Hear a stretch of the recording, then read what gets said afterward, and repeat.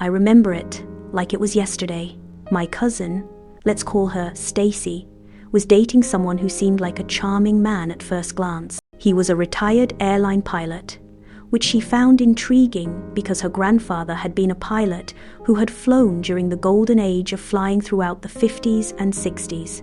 In early post-World War II America, passenger air travel was still a relatively new mode of transportation.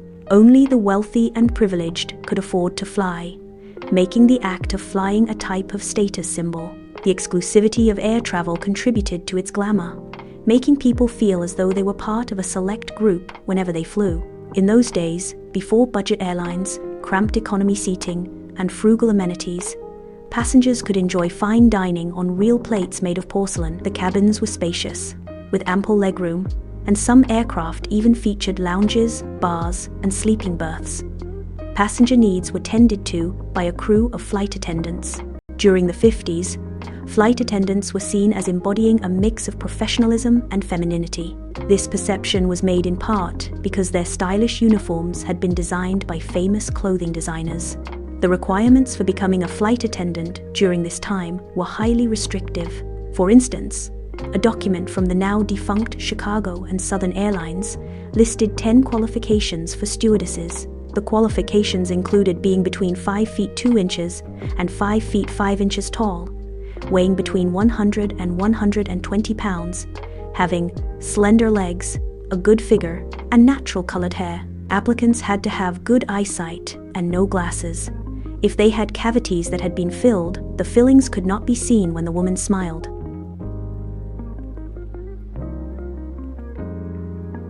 These requirements were not unique to Chicago and Southern Airlines. Many carriers at the time had similar standards that prioritized physical attractiveness. If stewardesses were the ladies-in-waiting of the airways, pilots were the metaphorical kings. Just as stewardesses wore perfectly tailored designer uniforms, commercial pilots were equally stylish with their visored hats, shiny brass buttons, golden wings upon their chests, and the golden metallic rings of their rank on their coat cuffs. Many of these pilots had transitioned into commercial air service following their service in the Army Air Corps after World War II. As veterans, these pilots were revered as patriots and heroes whose jobs now allowed them to fly to far-flung locations like Honolulu, Paris, and Hong Kong. Her father, who had once been a pilot, was now the chief executive officer of a regional airline. Ever a daddy's girl, Stacey was attracted to pilots, and Carl looked like a pilot's pilot. He had rugged, good looks with a square lantern jaw. The moment that Stacey met him, she felt an urge to run her fingers through his hair. Best of all, he was wonderful at listening. Carl had a way of making Stacey feel important and valued. At the time Stacey met Carl, he was divorced, living with his mother, and constantly entangled with his ex-wife in disputes over child support payments.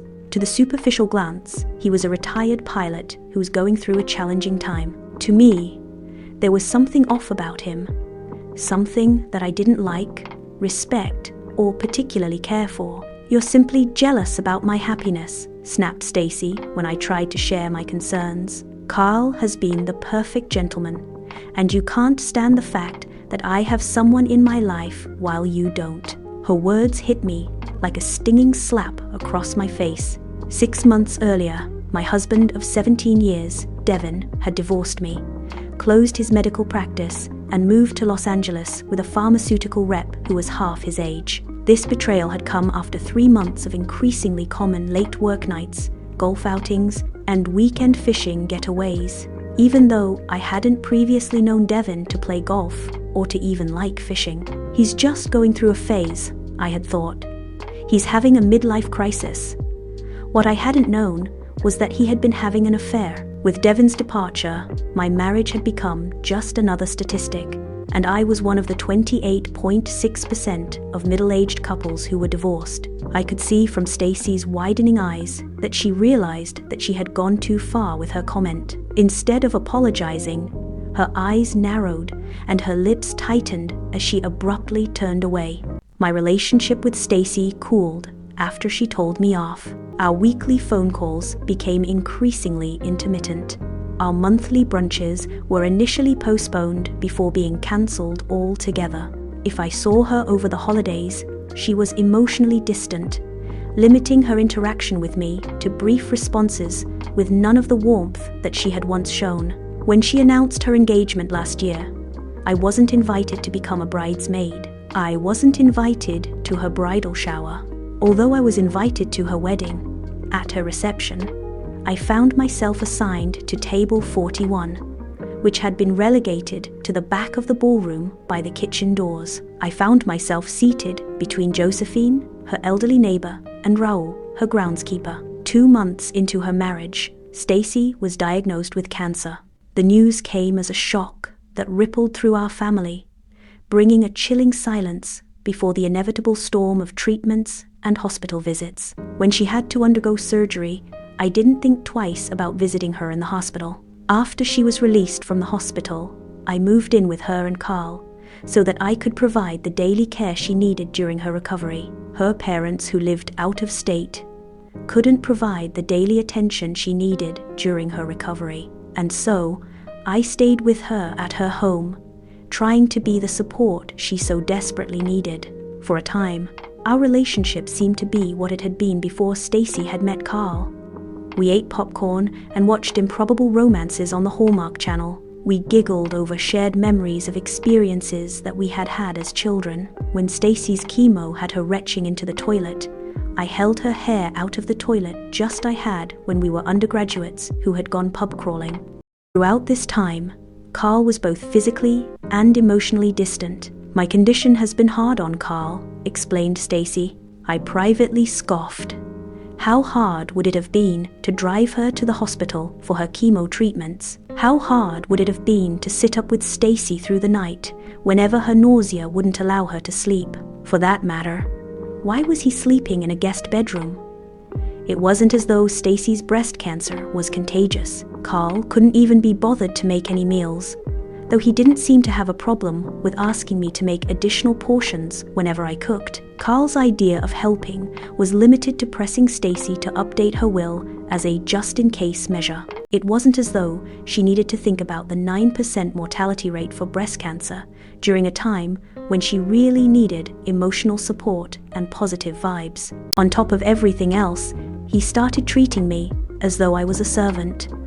Whenever I went grocery shopping, he had me buy him his beer, toiletries, his favorite cereal, and snacks. He even had me pick up his dry cleaning. As the weeks passed, I began seeing Carl for what he was, a narcissistic gold digger. One morning, while carrying a tray with her medication and a glass of water, I saw him, Carl, holding a pillow and leaning over her bed in a way that sent a shiver down my spine. His presence was oppressive, almost predatory.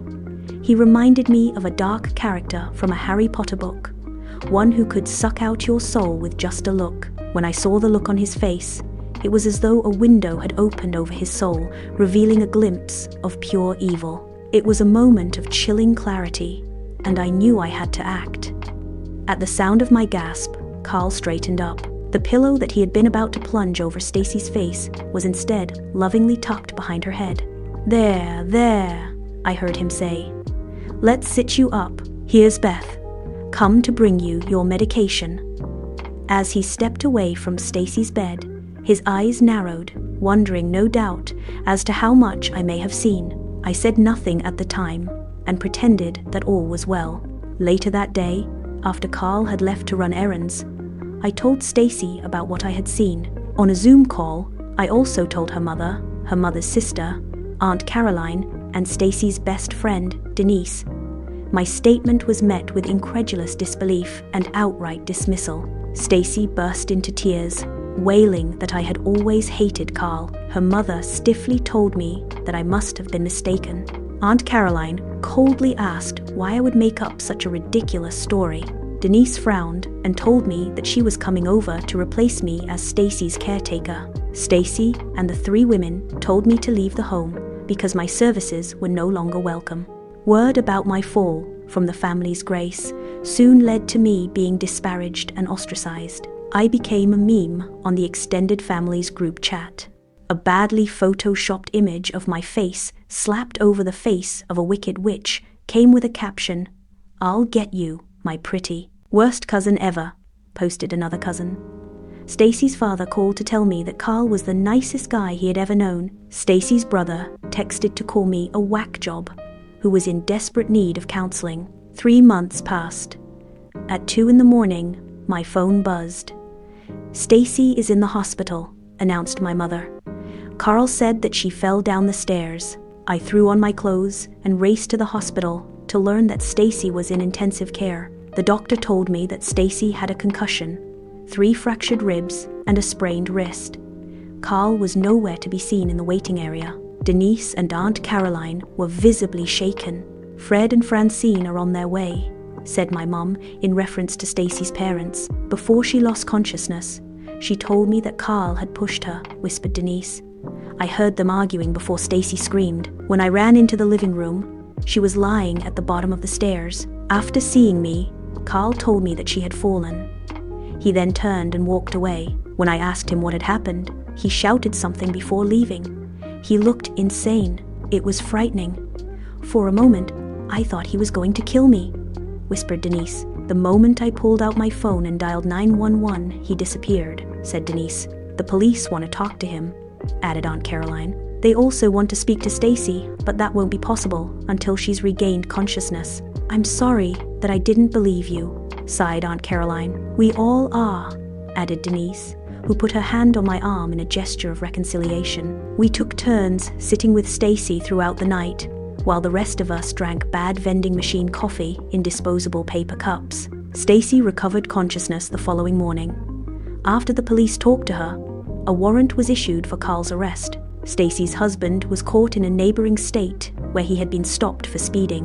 When the officer ran the vehicle's license plate through the automated license plate recognition system, it came back with an attached warrant for Carl's arrest on the charges of first-degree criminal attempt to commit murder and second-degree aggravated assault. Carl was taken into custody.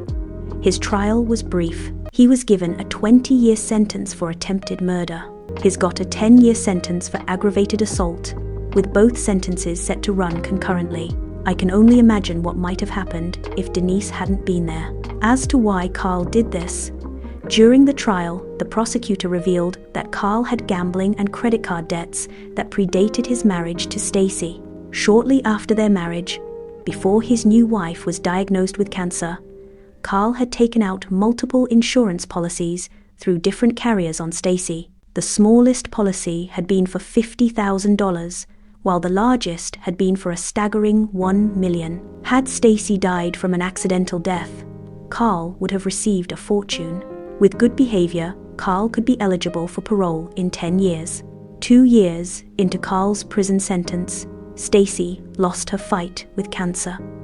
I don't think that she ever emotionally recovered from Carl's vicious betrayal. The bright spark that had once animated my cousin was gone following her assault, undermined no doubt by heartbreak and thoroughly weakened by cancer. On her birthday each year, I lay flowers on her grave and will sit beside her headstone as I recount my experiences of the past year. The cemetery where she is buried is always quiet and peaceful.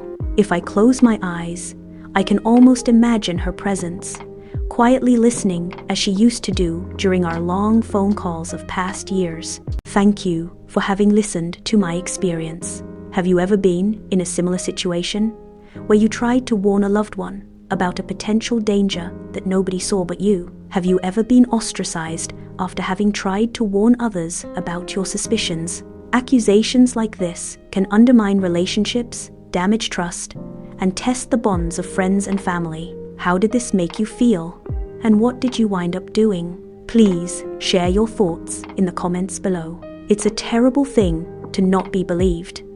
It's even worse to be decried as someone who is allegedly a mean-spirited liar. Sharing thoughts and feelings about a traumatic event can be beneficial for personal growth and learning. Expressing emotions can provide a sense of relief and reduce the emotional burden that one might be carrying. Talking about an experience allows individuals to gain new perspectives, either by reflecting on their own words or by receiving feedback from others. This can help with understanding the event and its impact more clearly, leading to personal insights. Hearing about similar experiences can lead to feelings of validation, as others may empathize or relate to what happened. The road to re-establishing a broken relationship can be long and arduous. Sometimes, feelings like pride or resentment can make it impossible to restore connections.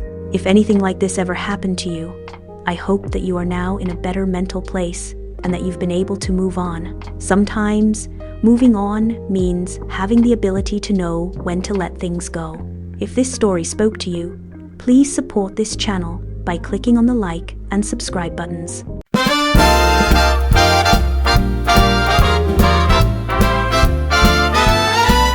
Come fly and fly away with me to Vegas, Paris, Rome, or Tahiti. In the sky where dreams come true, adventure waits just for you. With wings of silver, we'll soar high above the clouds where bluebirds fly. Pack your bags, take a chance, join the world in a skyward dance. Jet engines hum a sweet melody. Through azure skies we're wild and free. Sip champagne, taste the thrill, feel the magic, let time stand still. With every mile, a new delight. Cities gleam in the soft moonlight. From neon lights to ancient streets, every journey's a tale that repeats.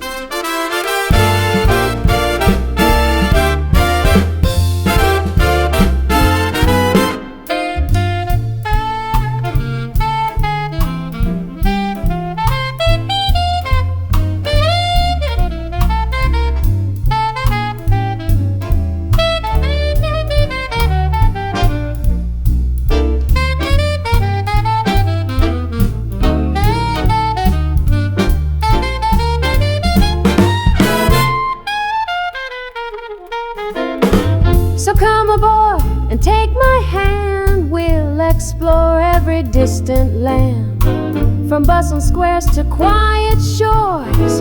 Every flight opens up new doors. The world awaits with open arms, endless wonders and countless charms. So come fly and fly away with me to places where our hearts